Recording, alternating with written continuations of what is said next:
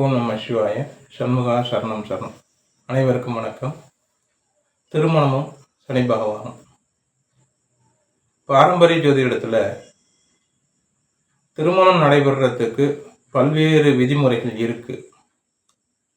அது எல்லாமே பொருந்தி வருதானா ஒரு சில ஜாதகங்களுக்கு பொருந்தது, ஒரு சில ஜாதகங்களுக்கு பொருந்துறதும் இல்லை. குருபலன் வந்துட்டா திருமணம் நடக்கும்னு சொல்லுவோம். குருபலன் எல்லாமே திருமணங்கள் நிறைய நடைபெற்றிருக்கு. ஆனால் நம்ம என்ன பண்ணணும்னு கேட்டிங்கன்னா, விவாக லக்ன முறைன்னு ஒரு முறையை கையாண்டு அந்த விவாக லக்ன முறையில் திருமணம் நடைபெறக்கூடிய வயது, திருமணம் நடைபெறக்கூடிய மாதம், எந்த நட்சத்திர வரன் அமையும் அப்படின்னு நம்ம சொல்கிறோம். அந்த விவாக லக்னம் எப்படி எடுக்கிறது நம்ம இந்த சேனல்லே பேசியிருக்கோம். அது பார்த்தீங்கன்னா உங்களுக்கு புரியும். சரிங்களா? இன்றைக்கு நம்ம பார்க்கக்கூடியது ஒரு 18 வயதில் திருமணம் நடந்த ஒரு ஆண் ஜாதகத்தை விளக்கமாக பார்ப்போம். திருமணம் நடக்கிறதுக்கு சனி பகவானும் சுக்கிர பகவானும் வலுவாக இருந்துட்டாங்கனாவே அந்த ஜாதகர்களுக்கு திருமணம் இளம் வயதிலே நடந்துடும் அப்படின்னு நம்ம சொல்கிறோம். அதே போன்று விவாக லக்னத்திற்கு சனி பகவானும் சுக்கிர பகவானும் மறையாமல் இருக்கணும் அப்படின்னு நம்ம சொல்கிறோம். அதே போன்று விவாக லக்ன அதிபதியும் அந்த நட்சத்திராதிபதியும் வலுவாக ஜாதகத்தில் அமைஞ்சிட்டாங்கன்னா அந்த ஜாதகர்களுக்கு விரைவிலே திருமணம் நடந்துடும் அப்படின்னு நம்ம சொல்கிறோம். இதில் கோச்சாரங்களோ தசாபுத்திகளோ கணக்கீடு நம்ம எடுக்கிறது இல்லை. இவங்க பாரம்பரிய முறைக்கு மாற்றாக கருத்து சொல்கிறாங்கன்னு நினைக்க வேண்டாம். நம்ம பாரம்பரிய முறையில் நம்ம எடுத்த அந்த திருமண காலம்னு இருக்குது பார்த்தீங்களா, அதோடு ஒப்பிட்டு பார்க்கறதுக்கு இந்த விவாக லக்ன முறைன்றது பயன்படுத்தலாம் அப்படின்னு நம்ம சொல்லலாம். சரிங்களா? இப்போ சனி பகவான், விவாக லக்னம், ஜாதகரின் வயதோட்டம், இது எல்லாமே பார்த்தீங்கன்னா ஒரு குறிப்பிட்ட கேந்திர ஸ்தானங்களில் தொடர்பு பெறும். அந்த ஸ்தானங்களில் தொடர்பு பெறக்கூடிய அந்த வயதுல தான் ஜாதகர்களுக்கு திருமணம் நடக்குது அப்படின்னு சொல்லலாம். இது எப்படி நம்ம பார்ப்போம். இன்னைக்கு நம்ம பார்க்கக்கூடிய ஜாதகம் ஒரு ஆண் ஜாதகம்.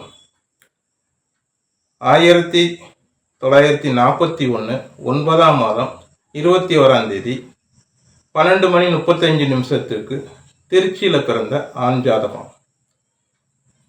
இவருக்கு பார்த்தீங்கன்னாக்கா லக்னமாக வந்திருக்கிறது தனுசு லக்னம்.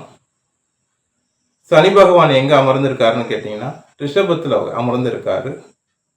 சுக்கிர பகவான் துலாத்துல அமர்ந்திருக்காரு. இந்த ஜாதகருக்கு விழக்கூடிய விவாக லக்னம்னு பார்த்தீங்கன்னா விருச்சிக லக்னம் விழுந்திருக்கு. விவாக லக்ன நட்சத்திராதிபதி பார்த்தீங்கன்னா கேட்டை நட்சத்திரத்தில் விழுந்திருக்கு. செவ்வாய் விவாக லக்ன அதிபதி. மற்ற கிரகங்கள் நம்ம திருமணத்துக்கு நம்ம எடுக்கிறது இல்லை. இந்த ஒரு 4 கிரகங்களை மட்டுமே வச்சு நம்ம திருமணம் எப்போ நடக்கும் அப்படின்னு சொல்கிறோம். இப்போ இந்த ஜாதகருக்கு பார்த்தீங்கன்னாக்கா சனி பகவான் எங்க அமர்ந்திருக்காரு? சுக்கிரனோட வீட்டில் அமர்ந்திருக்காரு. சுக்கிரன் எங்க இருக்காரு? தன் வீட்டில் துலாத்துல ஆட்சி பெற்று உட்கார்ந்துருக்காரு. அப்போ சுக்கிரன் கூட சனி பகவானும் ஒரே ஸ்தானாதிபதியோட அந்தஸ்தை பெற்று வலுவா அமர்ந்திருக்காரு அப்படின்னு சொல்லலாம். சனியும் சுக்கிரனும் வலுவா இருக்காங்க அப்படின்னு சொல்லலாம். விவாக லக்ன நட்சத்திராதிபதினு பார்த்தீங்கன்னாக்கா புதன் பகவான் அவர் கன்னியிலே அமர்ந்திருப்பார். உங்களுக்கு வீடியோவில் அந்த ஜாதக கட்டம் தெரியும், பார்க்கலாம். செவ்வாயாகப்பட்டவர் எங்கே இருக்காருன்னு கேட்டிங்கனாக்கா குருவோட வீடான மீனத்தில் உட்காந்துருக்காரு. லக்னத்திற்கு 4ல். அப்போது சந்திர கேந்திரத்தில் செவ்வாய் உட்காந்துருக்கு. அப்போ எல்லா கிரகங்களும் வலுவாக உட்காந்துருக்கு. இந்த ஜாதகருக்கு இளம் வயதிலே திருமணம் நடக்கிறதுக்கு வாய்ப்புகள் அதிகம் இருக்கு அப்படின்னு சொல்லலாம். இந்த ஜாதகருக்கு செவ்வாய் திசையில் சூரிய புத்தியில திருமணம் நடந்திருக்கு அப்படின்னு சொல்லலாம். இப்போ இவருக்கு நடப்பு வயது ஓட்டம்னு பார்த்தீங்கன்னா சனி அமர்ந்திருக்கிற அந்த ரிஷபத்துல 18 வயசு போயிட்டு இருக்கும். விவாக லக்னத்திற்கு 7ல் அந்த வயது பயணிக்கிறது. அப்போ விவாக லக்னமும் சனி பகவானும் தொடர்பு பெறக்கூடிய அந்த 18 வயதுல திருமணம் இந்த ஜாதகருக்கு நடந்துருச்சு அப்படின்னு சொல்லலாம். இவருக்கு 17 வயது 9 மாதம் 6வது நாள், அதுவும் குருவோட பூரட்டாதி நட்சத்திரத்தில் திருமணம் நடக்குது. திருமணம் நடந்த தேதி 26/6/1959 அப்படின்னு சொல்லலாம். இவருக்கு இன்னைக்கு வயதுன்னு பார்த்தீங்கன்னா 83 வயது 11 மாதம் 18 நாள் ஆகுது. இவர் இன்னமும் உயிரோடு தான் இருக்கிறாரு. உடல்நிலை சரியில்லாமல் இருக்காரு. அதுக்காக தான் நம்மக்கிட்ட ஜாதகம் பார்க்க வந்தார். அவர்கிட்ட அனுமதி பெற்று தான் இந்த ஜாதகத்தையும் நம்ம சொல்கிறோம் அப்படின்னு சொல்லலாம். ஆக வேறு எந்த ஒரு கணக்கீடும் இல்லாமல் ஒரு ஜாதகருக்கு திருமணம் நடக்கக்கூடிய வயதை நம்ம எடுக்கிறோம்.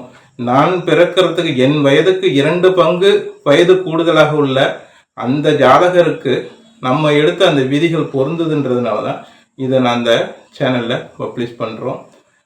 இதே போன்று தங்களோட குழந்தைகளுக்கும் திருமணம் எப்போது நடக்கும், எந்த வயதில் நடக்கும் அப்படின்னு அறிஞ்சுக்கிறதுக்கு இந்த ஸ்க்ரீனில் தெரிகிற நம்பருக்கு கான்டாக்ட் பண்ணுங்கள். நன்றி, வணக்கம். ஓம் நம சிவாய்.